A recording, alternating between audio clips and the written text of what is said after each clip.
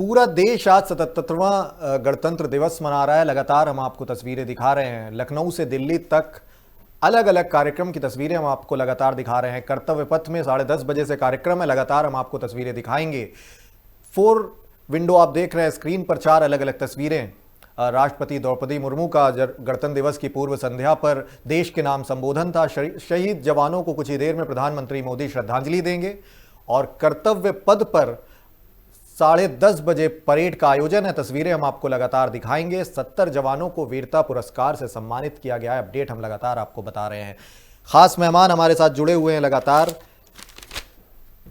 Major general राजन कोचर साहब हैं, retired, साथ ही पूर्व लेफ्टिनेंट कर्नल MP सिंह हमारे साथ जुड़े हुए हैं।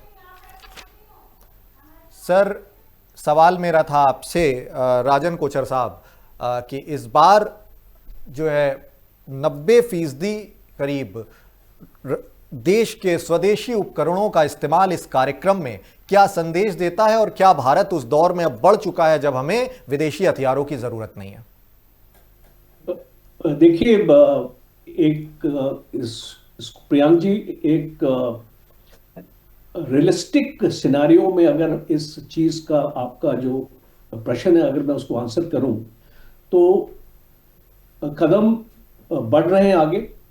टाइम लगेगा क्योंकि टेक्नोलॉजी अभी भी इंपोर्ट हो रही है, और जहां पे इंपोर्ट्स ऑफ डिफेंस की बात करते हैं तो भारत 3rd लार्जेस्ट इंपोर्टर है वर्ल्ड में डिफेंस इक्विपमेंट का।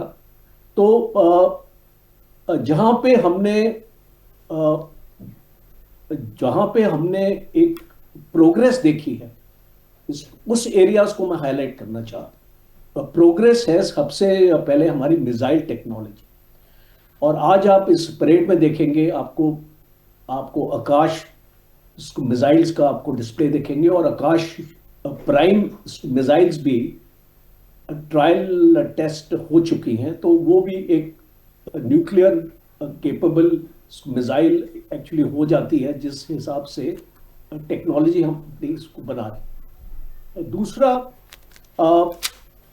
प्राइम मिनिस्टर ने इसको 15 अगस्त को अनाउंस किया था कि एक सुरक्षा कवच, जिसको हम सुदर्शन चक्र बोलते हैं, उसके तरफ इंडिजनाइजेशन का जो भी हमारा इसको मकसद है वो एक्चुअली शुरू हो चुका है। 2030 तक हमने अपना खुद का सुरक्षा कवच बनाना है, और एक प्रोग्राम ऑलरेडी स्टार्ट हो चुका है इसके ऊपर। उसकी टेस्टिंग हो गई है। 3 टाइप की जो मिसाइल्स हैं, जो आपकी 70 किलोमीटर से लेके 100 किलोमीटर, 150 से 250 से ऊपर, और इसको प्रोजेक्ट कुशा बोलते हैं। तो ये जो प्रोजेक्ट कुशा है, ये हमारी जो आकाश तीर, आपको याद होगा आकाश तीर डिफेंस सिस्टम हमने इस्तेमाल किया था सिंदूर में। तो ये आकाश तीर और एयरफोर्स का जो आपका इंटीग्रेटेड एयर डिफेंस सिस्टम, उसके साथ हम इसको इंटीग्रेट करेंगे। तो ये बहुत बड़ी एक अचीवमेंट मैं मानता हूं होने वाली है। दूसरा, अगर आपने देखा इस रिपब्लिक डे परेड में जो चीज शोकेस हो रही है, वो जो हमारी हाई मोबिलिटी गाड़ियां हैं, जैसे कि भैरव बटालियन हम अपना रेस कर रहे हैं। हम इसको सूर्यास्त्र यूनिवर्सल रॉकेट लॉन्चर एक प्रोजेक्ट है जो बन रहा है। दिव्यास्त्र बैटरी जो अभी रेज हो रही है, और ये जो इस टाइप की शक्तिमान बटालियन जो रेज हो रही है, आर्टी रेजिमेंट्स आ रही हैं जो, तो इस टाइप की जो हम एक रीस्ट्रक्चरिंग अपनी कर रहे हैं अपनी फौज में, वो आपको एक डायरेक्शन में लेके जा रहा है। और वो डायरेक्शन है कि आने वाली लड़ाई वो उस टाइप की नहीं होगी जैसे आपने पहले लड़ाइयां देखी, और इसीलिए आपको चेंज करने की जरूरत है अपनी डॉक्ट्रिन्स को, और अपनी टेक्नोलॉजी को, और अपना वेपन प्लेटफॉर्म्स को। और इसलिए हम देख रहे हैं आपका जो लाइट टैंक जो हमारा है वो ऑलमोस्ट रेडी हो गया है, और वो इंडक्ट होगा। आपका वज्रा K9 एक और आपका इंजीनियस प्लेटफॉर्म है लार्सन और ट्यूब्रो की इसको मदद से बन रहा है, जी। और ऑलरेडी बन चुका है। As a matter of fact वो इसको लद्दाख बॉर्डर में इंडक्ट हो गया। और आपने एक चीज और देखी है, रोबोटिक्स के ऊपर बहुत अभी ध्यान हो रहा है, और इसमें हमारे बच्चे जो हैं, जो हमारे स्टूडेंट्स हैं, जो हमारे इसको देश की हमारी ताकत है, वो शामिल हो रहे हैं, उनके स्टार्टअप्स हैं। और तकरीबन 140 स्टार्टअप्स डिफेंस सेक्टर में काम कर रहे हैं।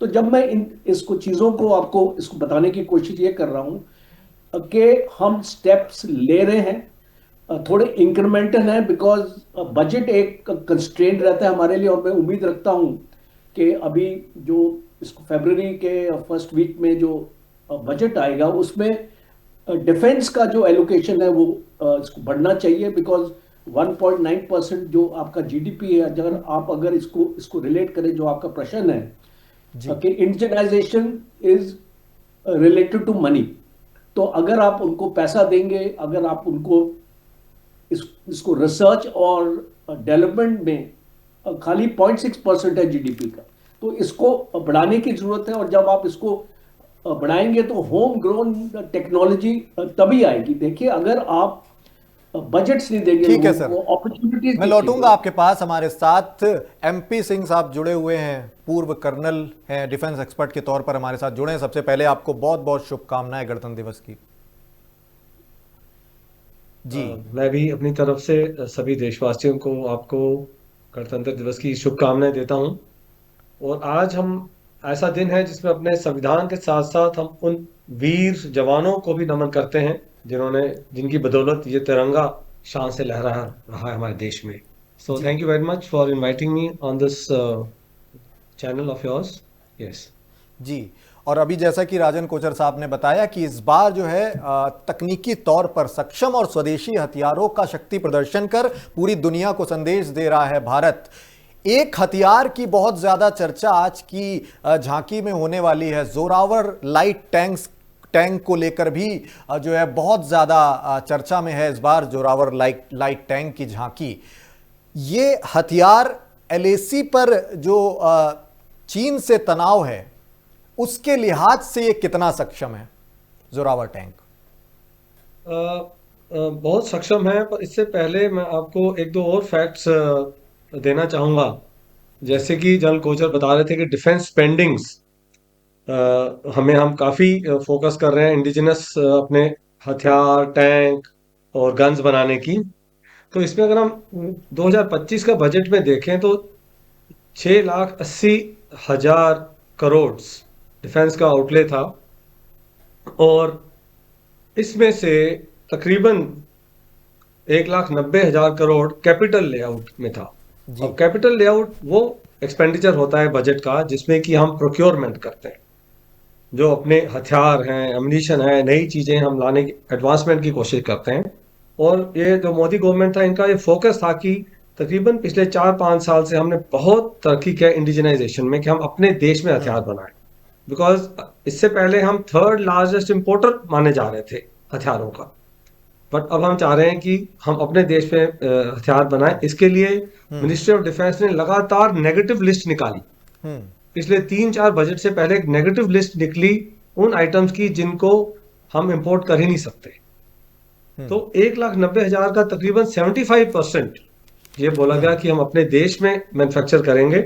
और एक सबसे अच्छी बात ये थी कि पिछले बजट जब मैं उसको एनालाइज कर रहा था, जिसमें कि 8,500 करोड़ 307 ATA/GS गन अमोघ के लिए रखा गया था, आज गणतंत्र दिवस पर इस गन का डिस्प्ले किया जा रहा है। मतलब कि वो ऑपरेशन आ चुकी है। इसका ये भी मतलब है कि कितनी तेजी से हम अपनी इंडियनाइजेशन की तरफ बढ़ रहे हैं। साथ ही जो बजट में 26 new Rafale aircraft, scorpion submarines और प्रचंड हेलीकॉप्टर, ये सब इनकॉर्पोरेट किए जा रहे हैं। अब हम आते हैं जोरावर लाइट टैंक की। देखिए, माउंटेनियस एरिया में काफी प्लेटोज या प्लेन एरियाज मिलते हैं, और कोई भी एक टैंक होता है, बख्तरबंद होता है, उसका प्रयोग अगर हम इस अल्टीट्यूड में करें तो ये ना हमें सिर्फ सुरक्षा ही नहीं, बट हमारी अटैक कैपेबिलिटी को भी बहुत इंक्रीमेंट प्रोवाइड करता है। तो ये जो लाइट टैंक है इसका मॉड्यूलर आर्मर है, एक्टिव और पैसिव सर्वाइबिलिटी बहुत फीचर्स हैं इसमें, जी। और ये बहुत मैटर करता है कि इस आल्टीट्यूड में हम इस टैंक को अगर यूज करें, जहां पर एक इंडिविजुअल इन्फेंट्री सोल्जर का भी फाइट करना इतना आसान नहीं होता है आल्टीट्यूड की वजह से। और प्लस इसकी जो मेन गन है जोरावर की 105 mm की मेन गन है, बहुत कारगर है, हाई एक्सप्लोसिव एमुनिशन है, और तकरीबन काफी डिस्टेंस तक ये जो है मार कर सकती है दुश्मन के ठिकानों में, दुश्मन के बंकर्स को बस्ट करने में, इन सब चीजों में ये आएगा। और जनरली टैंक्स जो होते हैं काफी 35-40 टन के माने जाते हैं, बट ये टैंक जो है ये लाइट वेट है, तकरीबन 25 टन इसका वेट है, जिसमें कि ब्रिजेस को पार करना और नैरो रोड्स के ऊपर चलना, और इसकी एयरलिफ्ट कैपेबिलिटी भी है। तो डीआरडीओ ने डेवलप किया है एलएनटी की मदद से, और ये बहुत एक कारगर साबित होगा हाई एल्टीट्यूड में, जहां जहां थोड़ा सा प्लेन एरिया मिलता है हमें, वहां पे काफी कारगर साबित और होगा सर लड़ाई के चाइना की जो है तमाम तकनीकी सक्षम हथियारों की तुलना में ये जोरावर टैंक जो है वो कितना सक्षम है, उनको कितनी चुनौती दे पाएगा अगर तुलनात्मक तौर पर देखा जाए? तुलनात्मक तौर पर अभी तक तो इस तरह से चाइना का वहां पे हमें डिप्लॉयमेंट नहीं दिखा है, टैंक्स का कोई न्यूज में इस तरह से अभी नहीं आई है चीजें।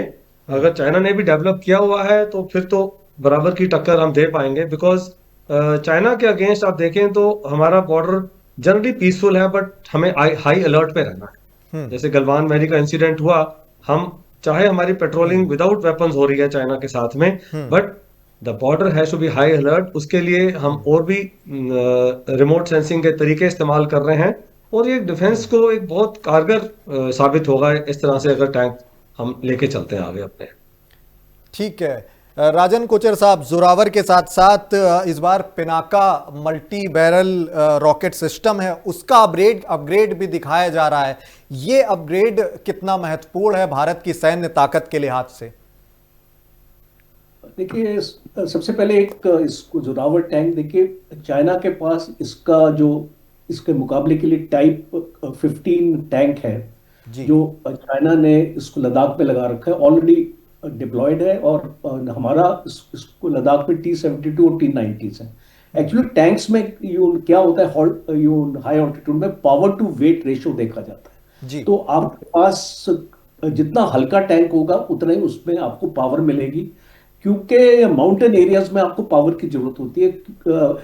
आपके जो हाइट्स होती हैं, ऑल्टीट्यूड्स होते हैं, आपको उसको एक स्पीड पर क्रॉस करना पड़ता है। और टैंक के लिए, एक टैंक वॉरफेयर के लिए 3 मोस्ट इंपॉर्टेंट चीजें होती है: स्पीड, मोबिलिटी और प्रोटेक्शन। तो ये 3 चीजें अगर आपके पास एक टैंक में अगर आपको मिलती हैं तो वो आपको जोरावर में मिलती हैं, बिकॉज उसमें एक रिएक्टिव आर्मर भी है जो और आजकल एक जो उसमें एक फिटमेंट भी कर दिया, एंटी ड्रोन सिस्टम भी लगा दिया। तो एंटी ड्रोन आपने देखा होगा यूक्रेन की लड़ाई में, रशिया की लड़ाई में, कि काफी टैंक्स नष्ट हुए थे और ड्रोन्स ने नष्ट किए थे, बिकॉज आजकल टैंक्स के लिए हवाई जहाज थ्रेट इतना नहीं है जितना ड्रोन्स आपको इसको थ्रेट मिलेंगे। तो इसके हिसाब से मैं इसको जोरावर को एक बहुत बड़ी अचीवमेंट बताता हूँ, क्योंकि हमारा जो नॉर्मल टैंक है वो 45 टन का है, और इसको ये टैंक है, ये 20 या 25 टन के बीच का वेट है इसका। तो आप समझ सकते हैं कि ऑलमोस्ट ये वेट हमने इसका आधा कर दिया है। तो इस वजह से लद्दाख में ये बहुत इफेक्टिव हमको इसको साबित होगा, और फिर हम इसको काफी एरियाज में एम्प्लॉय कर सकते हैं, बिकॉज इसको जैसे कल साहब ने भी बताया कि स्पांगुर गैप करके एक जगह है, एक प्लेटो काइंड ऑफ थिंग है आपके यहाँ पे लद्दाख में, जहाँ पे चाइनीज ने इन्फिल्ट्रेशन करने की कोशिश की थी। तो उस गैप को भी एक्चुअली कवर करने के लिए आपको टैंक्स की आपको जरूरत पड़ती है, और इसीलिए मैं इसको मानता हूं कि ये इसको बहुत अच्छा जो उपलब्धि है। अब इसको पिनाका के ऊपर आते हैं। देखिए, आजकल की लड़ाई में आपको क्या चाहिए, एक आपको कैपेबिलिटी चाहिए, शूट एंड स्कूट। तो अभी शूट एंड स्कूट का मतलब ये है कि अगर आपने अपना पिनाका मल्टी बैरल आपका सिस्टम जो है, और अगर आपने उसको एक्चुअली फायर किया, उसका बहुत हाई रेट ऑफ फायर होता है और उसकी रेंज भी कारगर है कि हम इसको दुश्मन को 2 3 4 किलोमीटर तक उसको हम इसको पहुंचा सकते हैं। तो जब इस टाइप की आपको रेंज भी आपको मिलती है और आपको जो फायर पावर भी मिलता है, तो उसमें अपग्रेडेशन की जरूरत पड़ती है। और अपग्रेडेशन इसलिए होता है कि उसमें ऐसे आपको सेंसर्स आपको चाहिए, और आपको जो ऐसे आपको इलेक्ट्रॉनिक काउंटर काउंटर मेजर्स हम उसको बोलते हैं, ECCM। तो उसमें ऐसे होने चाहिए कि अगर दुश्मन आपका लोकेशन डिटेक्ट कर लेता है, बिकॉज ये जितने भी गन सिस्टम्स होते हैं इनमें एक वनरेबिलिटी होती है कि जैसे आपने फायर किया, दुश्मन आपकी इसको लोकेशन को डिटेक्ट कर लेता है और आपके ऊपर इसको वहीं पे फायर आ जाता है। तो इसीलिए आपको अपनी पोजीशन को चेंज करना होता है। इसलिए हम जो आपका जो अपग्रेडेशन की बात कर रहे हैं उसमें उसको सिस्टम जैसे है कि उसकी जो मोबिलिटी है वो इम्प्रूव की गई है, कि हमने अगर इसको एक जगह से उसको फायर किया तो हम जल्दी से अपनी जगह को चेंज करके दूसरी जगह जा सकते हैं और एक डेफिलेटेड इसको पोजीशन में चले जाते हैं। डेफिलेटेड का मतलब है कि जो इसको जमीनी ऐसी होती है कि जो इसको नीचे की तरफ होती है, जो आपको एक आपको फ्रंटल व्यू भी नहीं देती है। तो वो पोजीशन में आप जो अपने जाके आप दुश्मन के इसको फायर को आप इसको नेगेट कर सकते हैं। और दूसरा अपग्रेडेशन है कि इसकी जो एमुनिशन है, जिस हिसाब से टेक्नोलॉजी आपकी बदल रही है, एमुनिशन में भी चेंजेस आ रहे हैं, प्रोपेलेंट में आपका चेंज आ रहा है, आपका हाई एक्सप्लोसिव्स की कंटेंट्स में चेंज आ रहा है, उसमें जो आप हाई ग्रेड आपका जो आपका फ्यूल है एमुनिशन का, वो आप उस पर लगा रहे हैं। तो इस टाइप की अपग्रेडेशंस हम हमारे इसको सिस्टम्स में देख रहे हैं, और खास तौर पे इसको पिनाका अकेला ही नहीं सिस्टम है जिसको अपग्रेड किया जा रहा है, हमारे T90 टैंक्स को भी अपग्रेड किया जा रहा है, बिकॉज उनमें जी सेंसर्स डाले जा रहे हैं कि वो दूर से ही ड्रोन्स को भी डिटेक्ट कर सके। और इसको टैंक्स में मशीन गन्स भी होती हैं, तो जो आपकी जो मशीन गन होती है, PKT गन, जो टैंक्स में लगती है, और जो इस गन से भी आप ड्रोन्स को टारगेट अपना कर पाएंगे अगर आपके पास सेंसर्स होंगे, अगर आपके पास पिन पॉइंट इसको एक्यूरेसी होगी, और आर्टिफिशियल इंटेलिजेंस का, क्वांटम कंप्यूटिंग का, टेक्नोलॉजी का इसको सहारा लिया जा रहा है। हर एक अपग्रेडेशन में आज हमारे जो आपकी जानकारी के लिए, हमारे फौज में 70% लेगेसी इक्विपमेंट है। इसका मतलब कि 70% जो इक्विपमेंट है फौज का, वो तकरीबन 20 से 30 साल आपका पुराना है। तो उसको अपग्रेड करने के लिए इसको बहुत इंपॉर्टेंट, पिनाका कोई आपका नया सिस्टम नहीं है जो कई सालों से चल रहा है, बट उसको अपग्रेड करने के लिए बहुत इंपॉर्टेंट है कि आप अपना टेक्नोलॉजी में उसको असिमुलेट करें। और उसके लिए एक बहुत बड़ा चैलेंज है ये भारत के लिए। देखिए, आप इसको नया इक्विपमेंट खरीदते रहेंगे, आपकी इन्वेंट्री आपकी बढ़ती रहेगी, और अगर आप उसको बाहर से लेंगे तो आपका मेंटेनेंस उसका कौन करेगा, उसको स्पेयर सपोर्ट कौन देगा आपको। तो वो सारे प्रॉब्लम्स है, इसलिए इंडिजिनस की बात हो रही है कि हम भारत में ही मैन्युफैक्चर। ठीक है MP सिंह सर, इन तमाम खूबियों के साथ साथ अभी कुछ रोज पहले हमने ऑपरेशन सिंदूर के जरिए भारतीय सेना ने अपना शौर्य पूरी दुनिया को दिखाया। क्या इस बार की गणतंत्र दिवस की कर्तव्य पथ की झांकी में ऑपरेशन सिंदूर का शौर्य भी देखने को मिलेगा? बिल्कुल सही कहा आपने। इस बार सबसे पहले तो इस बार की परेड थोड़ी अलग होने वाली है बाकी परेड से। यहाँ पर इंडियन आर्मी अपना कॉम्बैट एरे दिखाएगा कि किस तरह हम अपने बैटल फील्ड में एक दूसरे की सपोर्ट में किस तरह डिप्लॉय होते हैं। तो इस बार की परेड शुरू ही वहीं से हो रही है, एक बैटल फॉर्मेशन से, जिसमें कि ग्राउंड, एयर, इनका कैसे कोऑर्डिनेशन रहेगा उस तरह से फॉर्मेशन में आएंगे। इसको काफी अच्छी तरह से डिपिक्ट किया जा रहा है, और जिसमें कि सभी forces, special forces, drones, robotic dogs, ये सब एक साथ दिखेंगे कैसे ये परफॉर्म करेंगे। और दूसरी बहुत बड़ा डिस्प्ले जो आने जा रहा है, पहली बार एक टैब्लू आ रहा है इंटीग्रेटेड डिफेंस स्टाफ का, जिसमें कि जो 88 आवर्स का ऑप सिंदूर था, इसका उन्होंने टैगलाइन है विक्ट्री थ्रू जॉइंटनेस। और ये ऑप सिंदूर को दर्शाता है किस जी। तरह ऑप सिंदूर में all three services they work together in joint operation. और इसका इन्होंने जो मेन थीम रखा वो था कि एयर डोमिनेंस, प्रिसीजन स्ट्राइक्स, उसके बाद टेररिस्ट इंफ्रास्ट्रक्चर को कैसे बर्बाद किया गया, न्यूट्रलाइज किया गया, और लॉजिस्टिक हब किस तरह से पूरे सपोर्ट ने इस ऑपरेशन को सपोर्ट दिया। तो इंडिया का मैसेज इस टैब्लू से बेसिकली ये है that terror and blood do not go together, we will not accept terror and blood, जो कि हमारे प्रधानमंत्री का भी यही मैसेज था कि terror and blood can not flow together. तो ये एक तरह से ऑप सिंदूर का जो बैटल फॉर्मेशन कह लीजिए, इसको हम एरे कह रहे हैं, कॉम्बैट एरे। तो इसमें हर तरह के जो पार्टिसिपेट हुआ है, एडी सिस्टम्स डिस्प्ले किए जा रहे हैं, एयर पावर डिस्प्ले की जा रही है, ग्राउंड, रोबोटिक्स, इन सब का एक मिश्रण आपको परेड के शुरुआत में ही डिस्प्ले में देखा जाएगा। ठीक है सर, तस्वीरें भी हम आपको कर्तव्य पथ से लाइव दिखा रहे हैं, टेलीविजन स्क्रीन पर आपके तस्वीरें लाइव हैं। साथ ही एमपी सिंह सर, इस बार अभी ऑपरेशन सिंदूर का जो जिक्र हो रहा है, उस दौरान हमारी तीनों सेनाओं के प्रमुख ने जब प्रेस कॉन्फ्रेंस की तो एक संदेश भी गया कि महिलाओं को जो है भारतीय सेना में काफी ज्यादा प्राथमिकता दी है, और पूरी दुनिया को एक मनोवैज्ञानिक संदेश भी दिया है कि भारत की महिलाएं पूरे देश, पूरी दुनिया को एक माकूल जवाब देने में सक्षम हैं। और इस बार भी नारी शक्ति की तमाम झलकियां इस कार्यक्रम में दिख रही हैं। इस बार नारी शक्ति को लेकर क्या कुछ झांकियों में खास है?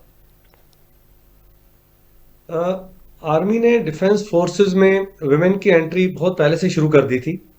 1960s में मेडिकल कोर, नर्सिंग कोर में लेडीज का आना शुरू हुआ था। उसके बाद लेट 90s में ऑफिसर रैंक में लेडीज की एंट्री हुई थी, और कुछ एक वैकेंसीज वहाँ पर दी गई।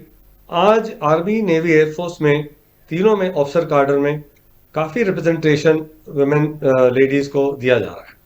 इसके साथ साथ कुछ साल पहले, 4-5 साल पहले, जवानों के रैंक में जहाँ पे पहले लेडीज का बिल्कुल एंट्री नहीं था, उसमें भी शुरू किया गया। और आपको खुशी होगी कि अग्निवीर में भी आज लेडीज साथ साथ भर्ती हो रही हैं। हाँ, वैकेंसीज उनकी लिमिटेड हैं, बिकॉज रोल को लेकर जहाँ जहाँ लेडी ऑफिसर या लेडी जवान को लिया जा रहा है, वहाँ पे अपना काम बहुत बखूबी से निभा रही हैं। और आप सिंदूर में भी और दूसरे ऑपरेशन में भी, सर्जिकल स्ट्राइक्स में भी हमने देखा कि लेडीज ने बहुत रोल प्ले किया है। ठीक है सर, तो आप यही दोनों डिस्प्ले पे ठीक है सर, और लौटेंगे आप दोनों मेहमानों के पास, और तस्वीरें हम आपको लगातार कर्तव्य पथ की दिखा रहे हैं। एक छोटा सा ब्रेक, जल्द लौट रहे हैं।